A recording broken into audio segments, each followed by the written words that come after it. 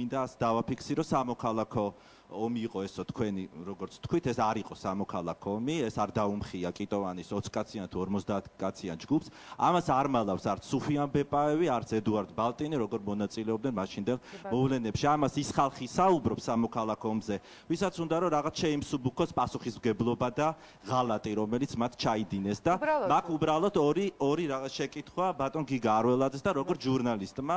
აი კადრები არსებობს არ ვიცი გავა თუ არა სადაც თქვენ 6 იანვარს ჩამოდიხართ დანგრეული პარლამენტის კიბებზე ხსნით შამპანურს და ამბობთ რომ ჩვენ გავათავისუფლეთ საქართველოს მე მაინტერესებს დღეს რა აი როგორ უყურებთ და რა გადასახედიდან უყურებთ აი მაშინდელ აი ამ კონკრეტულ ამ ფაქტს და მეორე მინდა შეგახსენოთ ეს იყო 92 წელი 26 ბეიკერი ჩამოვიდა საქართველოში ალბათ გემახსოვრებათ ეს დღე როდესაც გარდა იმისა რომ აღლუმს ატარებდა შევარდნაძე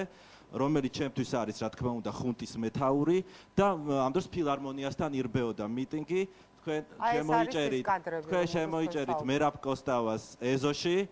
თუ გახსოვთ ეს დღე ბატონო გიგა სადაც თქვენ ავტომატ მოღერებული სხვა ადამიანებთან ერთად არ ბევდით ფაქტიურად იქ აქციას და ჩვენ გვიყვიროდით რომ ჩვენია მერაბ კოსტავა და არა თქვენი არის მოხდა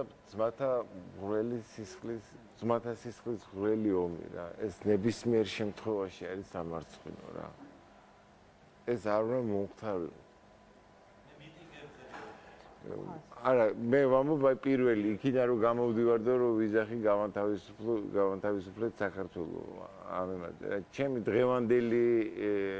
გადმოსახედიდან ხო აი დღეს როგორც უყურებ ამ სიტუაციას სხვათა შორის აბსოლუტურად პაციფისტი გავხდი და ხატვას მოვკიდე ხელი და ესეთი იმებიდან შორსა ვარ თემებიდან მაგრამ ნუ ეს მტკივნეული თემა არის იმიტომ რომ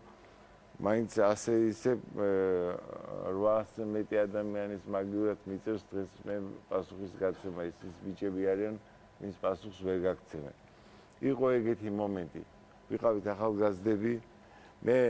არავითარ შემთხვევაში არ დავადანაშაულებ ზვიადის მომხრეებს რომ ისინი რაღაცა ანგარების ან გამორჩენის ან თანამდებობის ან რაღაც მერკანტილიზმის გზნობების გამო მომობდნენ ისინი პატრიოტები იყვნენ, მამულიშვილები იყვნენ და ისინი საქართველოს გზას ხედავდნენ აი ესეთი მიმართულებით.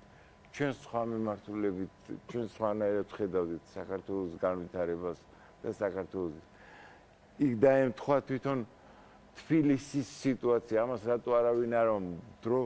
თბილისში გოგოსთან ერთად გარეთ ქუჩაში გასვლა საღამოთი შარი იყო. ან უნდა მომკვდარიყავი, ან ვიღაცა უნდა მოგეკლა. შეფასება ფაქტმა უნდა მიიღოს. მე ვთქვი და ვიმეორებ, ხაზგასმით ეს იყო სახელმწიფო გადატრიალება. ეს იყო ტრაგიკული ფურცელი, რომელშიც მე პირადად მიმიწვის წვლილი, დამნაშავე ვარ.